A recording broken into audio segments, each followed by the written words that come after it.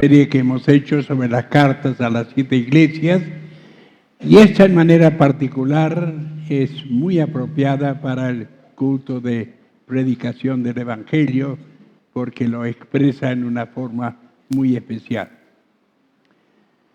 Decimos a modo de introducción que después del refrescante cambio de Filadelfia, o sea, la iglesia de Filadelfia, no en Estados Unidos, sino en Asia Menor, la iglesia fiel, la Odisea, nos vuelve a la declinación constante vista en las 3 cartas anteriores.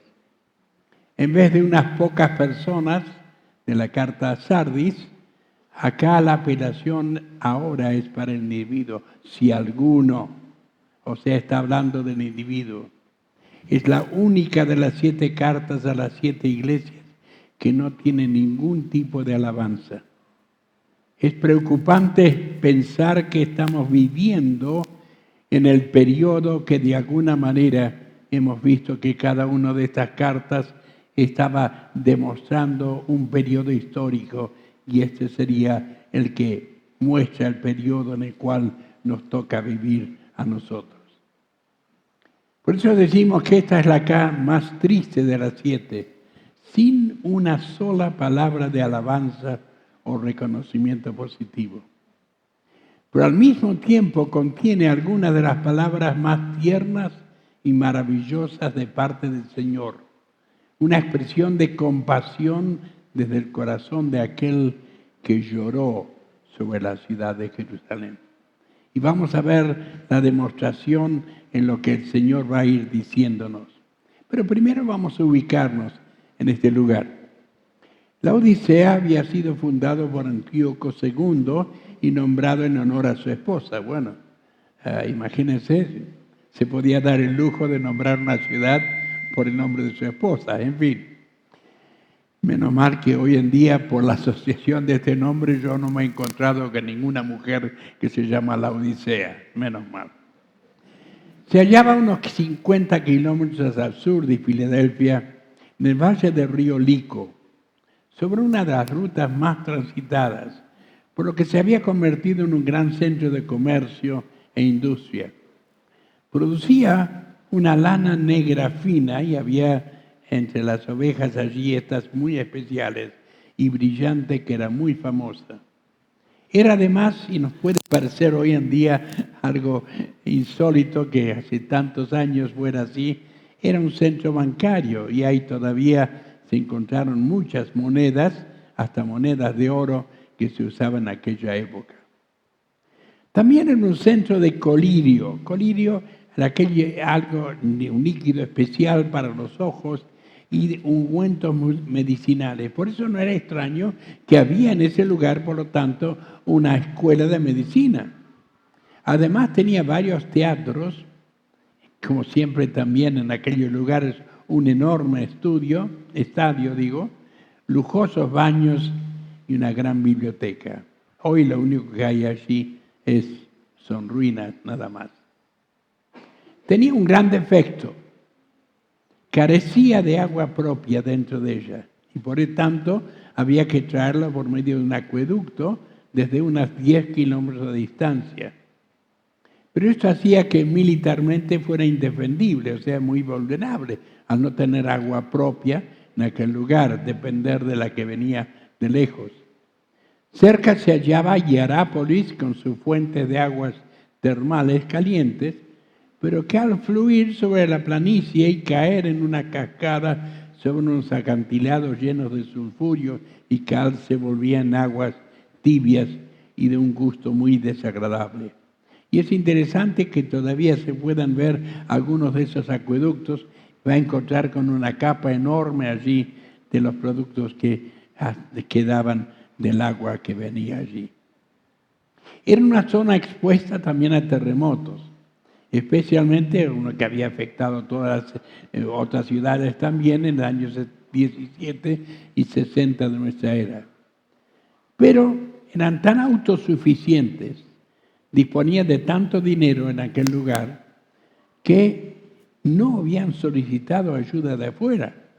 Y según uno de los hombres más importantes de su día, dijo, la Odisea surgió de las ruinas por sus propios medios y sin ayuda nuestra.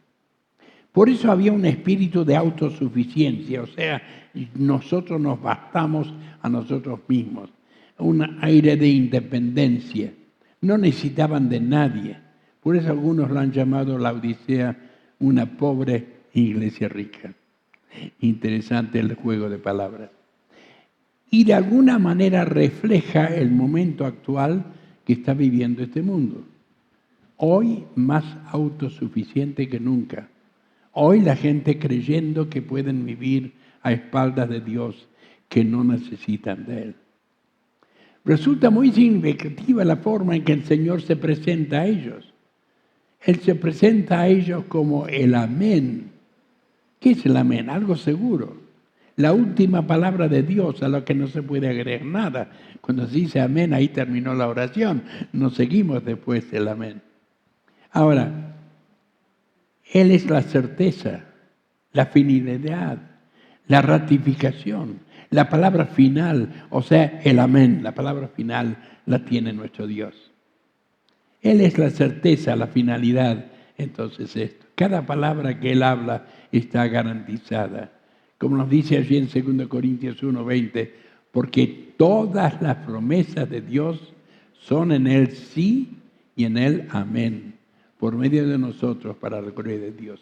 O sea, a diferencia de nosotros que a veces decimos algo y, en fin, quizás porque no podamos, pero no llega a su fin. En el caso de Él, sus promesas son reales, llevan a cabo y tienen su efecto. Entonces se le llama también, se presenta no solamente como el amén, sino como el testigo fiel y verdadero. Es la verdad personificada. ¿Se acuerdan cuando el Señor dijo, yo soy el camino, la verdad y la vida? Nadie viene al Padre si no es por mí. La verdad personificada. Y el testimonio a la verdad en contraste con todos los falsos profetas. Y ahí lo encontramos cuando se presentó ante Pilato, aquel líder político de su día, aquel que habría de condenarle a muerte, lamentablemente. Él dijo, ¿luego eres tú rey? Respondió Jesús, tú dices que yo soy rey. Yo para esto he nacido y para esto he venido al mundo, para dar testimonio a la verdad. O sea que el Señor mismo, la verdad personificada, dar testimonio a la verdad. Todo aquel que es de la verdad oye mi voz. Luego se llama a sí mismo el principio de la creación. O sea, el punto de partida de todo lo que Dios ha hecho. Pero también el creador, por cierto, de una nueva creación. Por eso dice, de modo que si alguno está en Cristo, y esto es lo maravilloso, esto es lo que queremos hablar y queremos compartir, si alguno está en Cristo, nueva criatura es. Las cosas viejas pasaron y aquí todas son hechas nuevas. Qué hermoso es pensar que podemos encontrar vida nueva en el Señor y en lo que Él ha hecho por nosotros. Se le llama también el avesado, yo conozco. O sea, podemos estar seguros de su omnisciencia. Nada escapa de su observación. No puede ser engañado por la hipocresía del hombre. Nosotros sí a veces podemos ser engañados. Una persona se puede presentar de una manera y en realidad no es esa persona, es un hipócrita. Pero no así el Señor. Y Él conoce pues cuál es tu condición real. O sea, Él nos conoce. Además, es interesante en este caso que no hay ni una sola palabra digna de aprobación en esta iglesia. Se habían contagiado del espíritu de esa autosuficiencia, de ese nos bastamos a nosotros mismos, de su día y de esa ciudad. Su condición entonces era repugnante y nauseabunda para Dios. Notad la repetición allí, leo las palabras porque realmente es muy llamativo lo que se nos dice hablando de ellos. Notemos lo que dice. Yo conozco tus obras, que no eres ni frío ni caliente. Ojalá fueses frío o caliente. Por cuanto eres tibio y no frío ni caliente, te vomitaré de mi boca. Tremendo. Y seguiremos leyendo después allí. O sea, su condición era repugnante y nauseabunda para Dios. Nota la repetición. Caliente, ¿de qué habla? De ardor, fervor espiritual, pero no era ellos. Tibieza, en cambio, ¿qué es? La mezcla de frío y caliente, de placer y piedad, sugiere apatía, indiferencia. Por eso, un gran escritor de este país, aunque no creyente, José Ingenieros, llegó a decir estas palabras, y son ciertas, muy ciertas, en ese libro que él intituló el libro El hombre mediocre. Él dice, jamás fueron tibios. ¿Quiénes? Los genios, los héroes, y él agrega allí, y los santos. Jamás fueron tibios, efectivamente. La tibieza es algo desagradable, ¿no es cierto? Cuando queremos tener una taza de café o de té caliente y ahí es tibio, es algo desagradable. La tibieza espiritual, por eso decimos allí, es una enfermedad sumamente contagiosa y asintomática para el que la sufre, desde luego. Por eso podemos hacerla un sentido, un termómetro espiritual. ¿Qué soy yo? ¿Frío, tibio o caliente? ¿Cómo es mi vida? Y allí hay detalles ahí que no viene al caso ver todos los detalles. Pero a pesar de eso, que no era ni tibio, ni frío ni caliente, o sea, solamente tibio, había una jactancia allí, había una autosuficiencia allí que es propia del hombre en el día de hoy, de cómo es el hombre hoy en día ante los ojos de Dios. Y eso es bueno tomarlo en cuenta. Su ridícula jactancia. Hablo, pero al hablar se está condenando a sí mismo. Aparente abundancia. Dice, soy rico. Quizás materialmente lo era, pero no en cuanto a lo que tiene verdadero valor. El materialismo muchas veces llena nuestro horizonte, nos lleva a olvidar cuáles son las cosas que tienen verdadero valor, los valores eternos. Y cuántas personas, por estar siguiendo el vil metal, como decimos, por estar preocupados por las cosas materiales, pierden lo que tiene valor permanente, o sea, lo que tiene valor espiritual. Los que trabajan duro para obtener cosas realmente no gozan de lo que consiguen. ¿Por qué? Pues, como dice allí, porque están mirando siempre para conseguir más. Nunca alcanza, parecería ser, porque cuando vivo para eso, quiero más, quiero más, quiero más. Ya nunca me conformo con lo que hay. No hay seguridad, por lo tanto, en las cosas materiales. Además, su aptitud. Dicen, me he enriquecido. Ahí está, ¿no es cierto?, la jactancia de ellos. Se olvidaban quién se los dio. Y fíjense lo que dice. Gracias a quién obtenemos nuestros bienes. Y te lo digo a ti, querido amigo, amiga que nos acompaña y nos honra con su presencia. Gracias a quién obtenemos nuestros bienes. Dice la palabra de Dios allí en el Antiguo Testamento, en Deuteronomio capítulo 8, versículos 17 y 18, dice, no sea que digas en tu corazón, mi fuerza y el poder de mi mano me ha traído esta prosperidad. ¿Os das cuenta? O sea, está hablando de su propia capacidad. Al contrario, acuérdate de Jehová tu Dios. Él es el que te da poder para hacer riquezas con el fin de confirmar su pacto que jura a tus padres como en este día. Además, hay otras advertencias. Allí en 1 Timoteo capítulo 6 y versículo, tenemos estas palabras, porque raíz de todos los males es el amor al dinero. Y está bien, es un billete de $100, creo, ¿sí? $100. Y hoy estamos en una sociedad terrible, que lo que le preocupa a la gente, y la gente mirando todos los días cuál es la cotización del dólar. ¿Será posible? Estamos viviendo en la Argentina, estamos viviendo en la otra punta de las Américas. ¿Por qué dependemos de eso?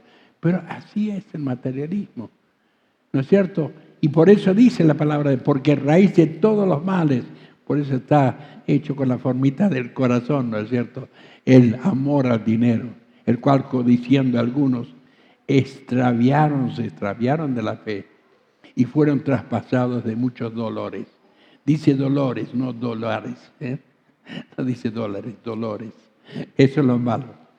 Ahora, por eso dice Dios en su palabra, en ese mismo pasaje, otro versículo, nos dice: a los ricos de este mundo, mándales que no sean arrogantes, ni pongan su espíritu, su esperanza en las riquezas, que son tan inseguras, sino en Dios, que nos provee de todo en abundancia para que lo disfrutemos. De paso, hay un buen mensaje allí para los que somos creyentes, para que estemos satisfechos de lo que Dios en su gracia nos da. Que no sean arrogantes ni pongan su esperanza en las riquezas. Pero hoy en día vivimos así. Y todo el mundo está pendiente, ¿no es cierto?, de sus ingresos y lo que va. Claro, es una situación difícil, no podemos dejar de reconocerlo. Por eso entendemos que debe ser muy difícil. Si para nosotros como creyentes, que podemos confiar en Dios, en que Él nos va a suplir, en que Él nos va a ayudar, que Él va a estar a nuestro lado en todo momento y en todas estas situaciones de faltas, porque Él puede ayudarnos a suplir. Se imagina lo que es para la persona que no tiene a Dios, que no tiene a Cristo en su corazón, que por lo tanto no está confiando en que Dios ha de poder ayudarle. Qué tremendo es esto. Me he enriquecido, la autosuficiencia. Yo he llegado a eso. Y por eso la autosuficiencia llega a ese punto que ya dice: de ninguna cosa tengo necesidad. Bueno, este ya es el colmo, ¿no es cierto? Pero ese es el problema del hombre hoy en día, es autosuficiente. Yo me basto a mí mismo, no necesito de nadie, de nada, y menos de Dios y de las cosas de Dios. Y por eso es que hoy impera el materialismo, impera ese sentir de autosuficiencia. Yo me basto, yo me alcanza con lo que tengo. Por eso fíjense lo que dice la Escritura. Bendito el hombre que confía en el Señor y pone su confianza en Él. Vaya qué contraste, ¿no? Será como un árbol plantado junto al agua, que extiende sus raíces hacia la corriente. No teme que llegue el calor y sus hojas están siempre verdes. En época de sequía no se angustia y nunca deja de dar fruto. Qué hermoso. El hombre que confía en el Señor. ¿Qué diferencia? Eso significa que nosotros, los que hemos puesto nuestra fe y confianza en Jesucristo como Salvador personal, podemos confiar plenamente. Podemos estar seguros, podemos estar disfrutando. ¿Por qué? Porque no dependemos de las circunstancias, no dependemos de aquello, dependemos en Dios. Y Dios es aquel que sabemos que habrá de suplir y que habrá de ayudarnos y habrá de satisfacer nuestras necesidades. Así que de autosuficiencia nada. Mi suficiencia viene de Dios. Esa es la realidad ahí. Y su verdadera condición, el diagnóstico divino, revela su decepción. Porque está mostrando qué trágico es esto. Cuando está hablando aquí de su situación, qué cosa que tremenda que está diciéndonos. Dice: porque tú dices, yo soy rico, me he enriquecido, de ninguna cosa tengo, y no sabes. O sea, esto era lo trágico. No sabían. No se daban cuenta que eran unos pobretones, que realmente eran pobres.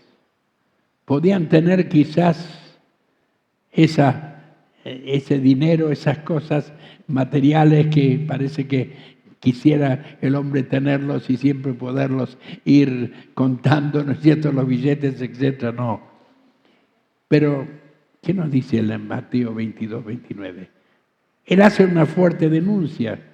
Dice, erráis ignorando las Escrituras y el poder de Dios. O sea, cuando pensamos que somos autosuficientes, cuando pensamos que nos bastamos a nosotros mismos y cuando pensamos que todo lo sabemos, que listo soy, el Señor nos tiene que decir, erráis ignorando las Escrituras y el poder de Dios. No sabes.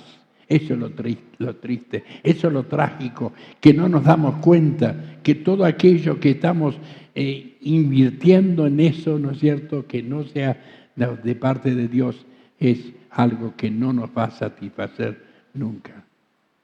Y su verdadera condición, el diagnóstico divino, sigue revelándonos su decepción. Y entonces, porque tú dices, yo soy rico, me he enriquecido, de ninguna cosa tengo necesidad, y no sabes, ¿quién lo está diciendo? Dios. Y no sabes que tú eres un desventurado, miserable, pobre, ciego y desnudo. Desventurado es yo que... Por eso llega esa pregunta, ¿no es cierto? ¿Quién me librará? Efectivamente. Pero necesitamos, en el capítulo 7 de Romanos, fíjense que el yo, el mí, aparece más de 20 veces allí. Está hablando de su situación, cuando está confiando solamente en sí mismo. Y entonces, por ejemplo, el pecado que mora en mí. Quiero hacer lo bueno, pero encuentra que no puede hacerlo. Soy un pobre desgraciado. Llega al final que llega a reconocer esto. ¿Por qué? Porque está dependiendo del yo, de sí mismo, de su propia fuerza, de su propio poder, y no está dependiendo de Dios, que hasta el final es el único que puede hacer y puede satisfacer plenamente. Y por eso, siguiendo con esta verdadera condición, o sea, el diagnóstico divino revela su decepción. Miserable. Ahí lo dice. ¿Y no sabes que tú eres un desventurado? Miserable. ¡Wow! ¿Quién está hablando allí? Dios. ¿Y qué está describiendo? Está describiendo al hombre que cree basarse a sí mismo, que cree no necesitar de nada ni de nadie. ¿Y qué le está diciendo? Que es, ¿qué? Miserable. Y lo es en un sentido. Lo es. ¿Por qué? Porque ahí lo citamos, ese pasaje tan llamativo de 1 Corintios 15 y 19. Si solo para esta vida esperamos en Cristo, seríamos los más desdichados de todos los hombres. Miserable el que no conoce a Cristo. Miserable el que no ha encontrado todo lo que encontramos en Él. Y seguimos en ese diagnóstico divino que nos va mostrando. Habla de Él como destituido y no sabes que tú eres. ¿Quién está hablando acá? ¿Quién está describiendo al hombre, al ser humano de nuestra época? Porque esto es lo que es el último y está describiendo la época en que vivimos nosotros. No sabes que eres un desventurado, miserable, pobre. ¿Y qué dice pobre? Ahora, pero la palabra que usa para pobre en el griego, una palabra mucho más fuerte, es harapiento. O sea, pobre al grado que está cubierto de trapos. Si bien, dice allí Isaías, en lo que hemos llamado Isaías el quinto evangelio, si bien todos nosotros somos como suciedad y todas nuestras justicias como trapo de inmundicia, y caímos todos nosotros como la hoja, y nuestras maldades nos llevaron como viento. Todas nuestras indicias, justicias como trapo de inmundicia. Qué cosa tremenda, Está diciendo que la pobreza. Por eso, mis queridos hermanos, me dijo ustedes ahora por un momento, no miremos con envidia a aquellos que están a nuestro alrededor, que tienen su preciosa casa, que tienen su coche último modelo, que tienen aquellas cosas que nosotros no tenemos. Y no miremos con envidia a aquellos. ¿Por qué? Porque el Señor los describe. Sí, tendrán lo material, pero no lo que es permanente, no lo que es de valor permanente, y por lo tanto que dice que son miserables, es un pobre. Pero sigue todavía más la descripción. Desafortunados también, ciego. Y eso es lo llamativo, que lo diga justamente en esa carta Apocalipsis a la iglesia en la Odisea. ¿Qué decíamos que fabricaban allí? Colirio, que era un líquido especial para poder ayudar a la vista, para poder ver mejor. Si bien había colirio allí y creían verlo y saberlo todo, ¿qué? Eran ciegos referente a su condición y su necesidad. La verdad que es así. Estamos viviendo en una sociedad donde la gran mayoría están en esta situación. Creen verlo y saberlo todo, pero ¿qué dice el Señor? Son ciegos. Y por eso es llamativo ver lo que nos dice el Señor cuando habla de su misión, el mismo Señor.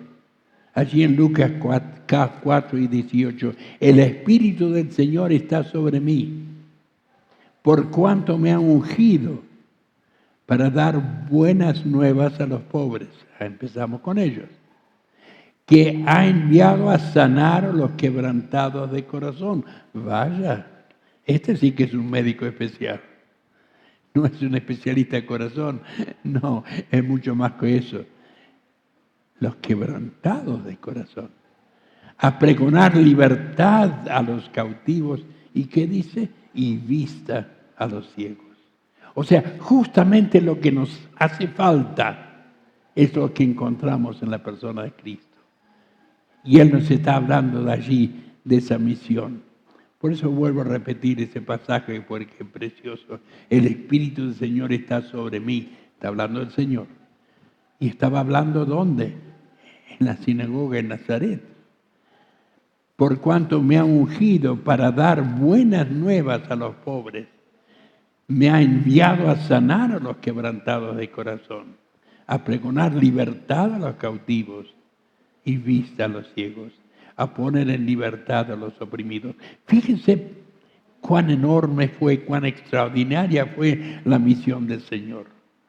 Ha venido para todo esto, para ayudar al hombre en su necesidad absoluta, en su pobreza absoluta, en su ceguera absoluta. Él ha venido justamente para resolverlo. Y luego que sigue hablando y dice, por tanto yo te aconsejo de que de mí compres oro refinado en fuego para que seas rico, vestiduras blancas para vestirte y que no se descubra la vergüenza de tu desnudez. Y unge tus ojos con colirio para que veas. O sea, estaban desnudos a pesar de esas prendas de lana fina que fabricaban allí, que eran de mucho valor, de mucho precio. Sin embargo, ahí nos dice en Proverbios 28:13, qué pasa a veces con aquello con lo cual pretendemos cubrirnos y cubrir. ¿Se acuerdan Adán y Eva cuando se dieron cuenta que habían pecado y entonces procuraron cubrir sus pecados, su desnudez? Pero ¿qué dice la Escritura? El que encubre sus pecados, ¿qué dice? No prosperará. O sea, cuidado. Si yo sigo diciendo, no, yo no necesito nada, yo no necesito de Dios, no soy ningún pecador, estoy bien, soy como todos los demás. En fin, el que encubre sus pecados, ¿qué dice? No prosperará. Mas el que los confiesa y se aparta, alcanzará misericordia. Y luego la apelación. tiene un valor muy especial, por cierto. Lo que debían obtener. Aquí se nos habla de la provisión rica por parte de Dios. O sea, está hablándonos de los tesoros de la gracia. Primero, valores. Ellos tenían dinero y se creían ricos, pero eran pobres. Ahora el Señor le está ofreciendo valores que son permanentes. Porque, ¿qué dice? Yo te aconsejo que de mí compres oro refinado en fuego. Que compres, ¿qué? Algo que tenga un valor real. O sea, está hablando de los tesoros de la gracia. Notad de quién debemos comprar el oro. El Señor. Él quiere suplirlo. Él nos enriquece para siempre. Pero además, muy, muy particular. Fíjense lo que dice Isaías 55:1. Así habla el Señor. Vengan a tomar agua todos los sedientos. Y el que no tenga dinero, venga también. O sea, qué hermoso es pensar. No podemos comprar nosotros nuestra salvación, porque no tenemos con qué comprarlo. Pero Él ha pagado el precio y entonces nos está ofreciendo sin dinero, sin precio, aquello que va a enriquecernos de verdad. Además, lo que debían obtener sigue y dice, y a ella le ha concedido, el pasaje aquí que dice que de mí compres oro refinado en fuego para que sea rico y vestiduras blancas para vestirte. Es interesante que más adelante en este mismo libro, hablando de la iglesia, se dice, y a ella le ha concedido que se vista de lino fino, limpio y resplandeciente. Y habla de que esos son los méritos nuestros. Qué hermoso. La sugiere la justicia de Dios, sus méritos que cubren la falta absoluta de méritos nuestros. Él los cubre y en forma maravillosa. Además, lo que debían obtener sigue, y vestiduras blancas para vestirte, que yo no descubra la vergüenza de tu desnudez, y unge tus ojos con colirio para que veas. ¿Cómo le está diciendo a los de la Odisea que fabricaban colirio? Que ese colirio no servía porque no podía limpiarles y no podía quitarles la ceguera espiritual que tenían. El único que estaba ofreciéndoles algo que tuviera valor fuera eso. El colirio mucho mejor entonces del que fabricaban allí en la Odisea. ¿Por qué? Porque son los ojos iluminados por el Espíritu Santo.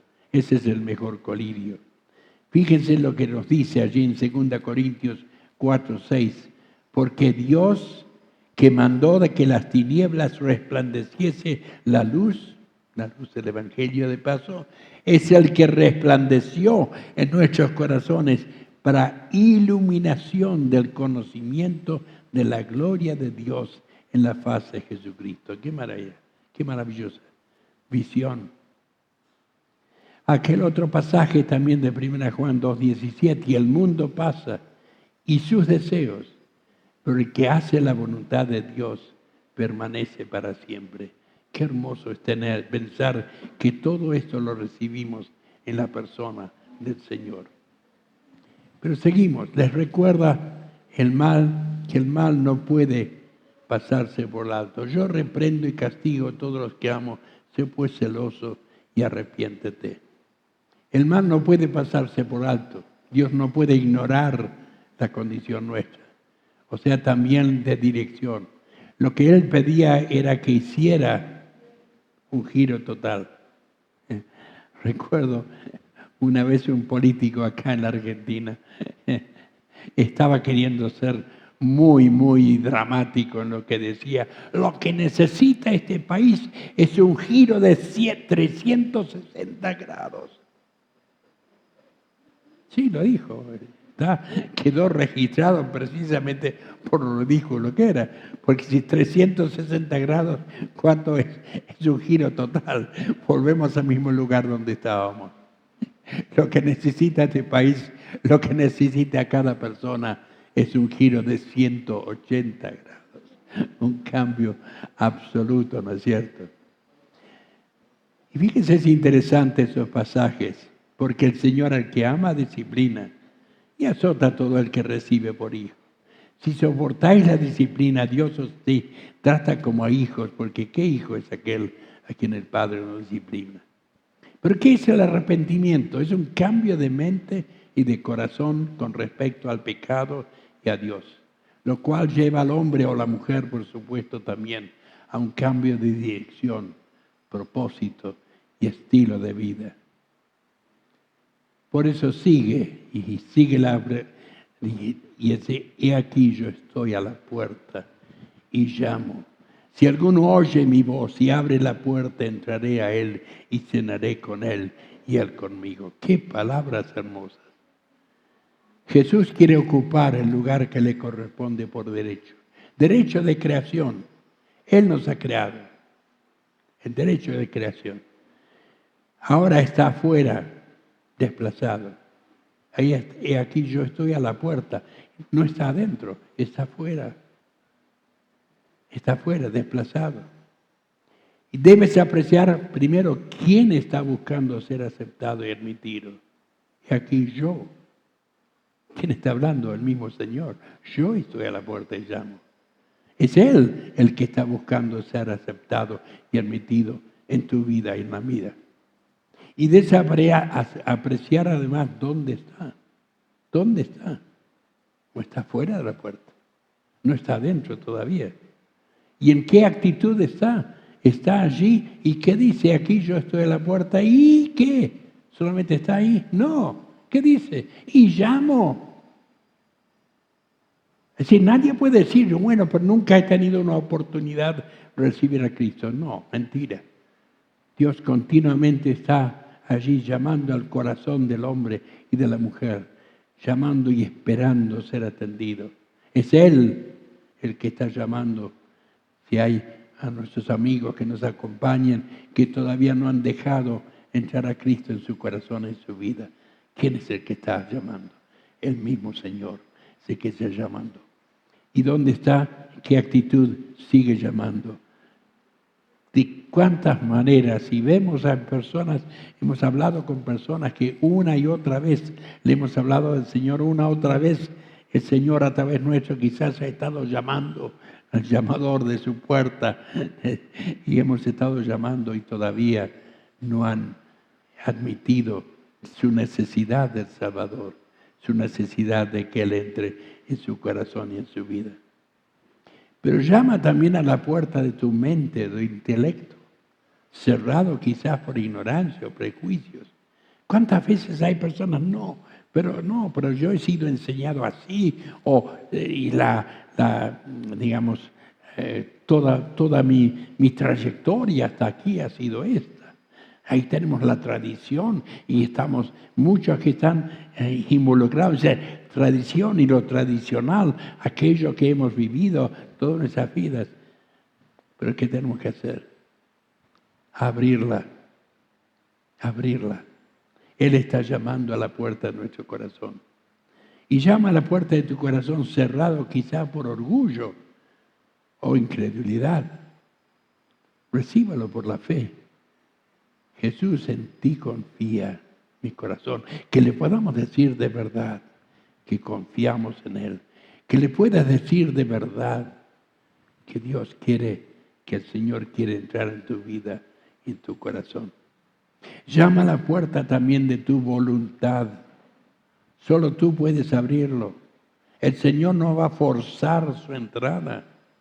Debes apreciar cuántas veces te ha llamado y de cuántas maneras Dios ha estado llamando a tu vida. Algo que ha sucedido en tu vida te ha hecho reflexionar, pensar. Caramba, no es esta vida solamente, tengo que pensar en la vida futura, tengo que pensar en mi vida eterna. ¿De cuántas maneras lo hacía? Hay un famosísimo cuadro pintado por un pintor que hizo y está, no es este, pero es muy parecido, que está en uno de los lugares más llamativos de la Catedral de San Pablo en Inglaterra. Muestra al hombre llamando a la puerta del corazón. Pero alguien, después de haber hecho ese cuadro, era un cuadro espectacular, genial, le llamaron la atención. Hay un problema. No recuerdo el nombre de ese autista. Hay un problema, se dijeron a él personalmente. Y le dice, ¿qué problema? Que no hay nada afuera para abrir la puerta. ¿Ah? Efectivamente, efectivamente.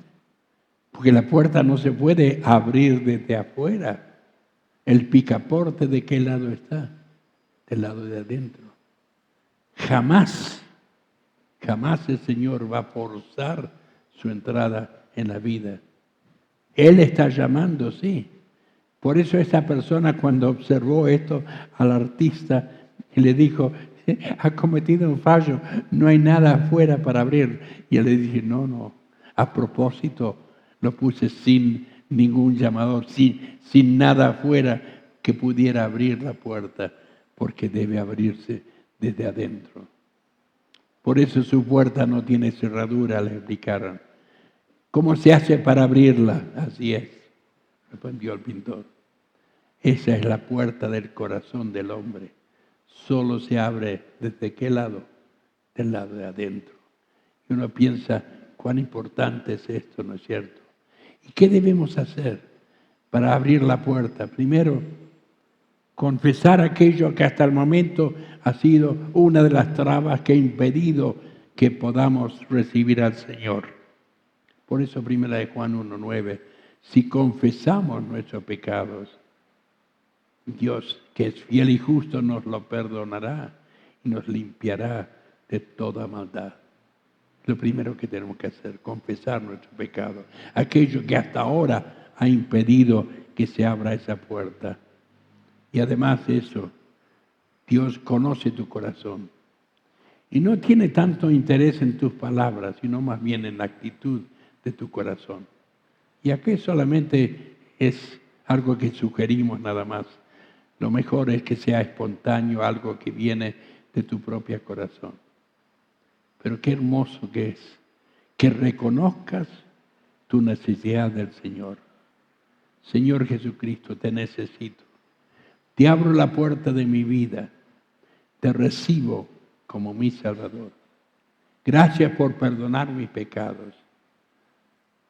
Toma el control del trono de mi vida. Hazme la clase de persona que quieres que sea.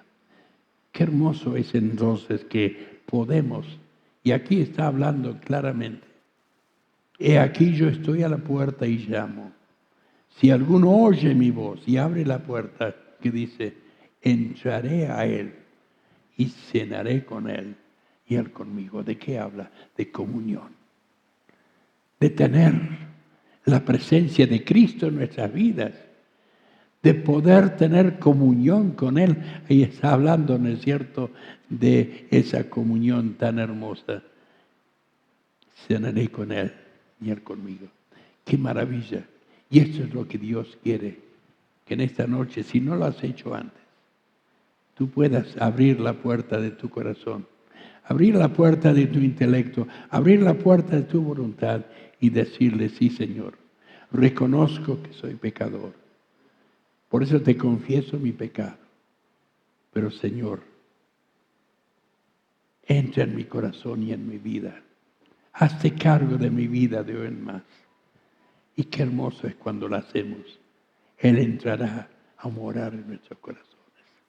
Y eso es lo maravilloso para nosotros, lo que hace que podamos soportar lo que sea que suceda en este mundo a nuestro alrededor. ¿Por qué?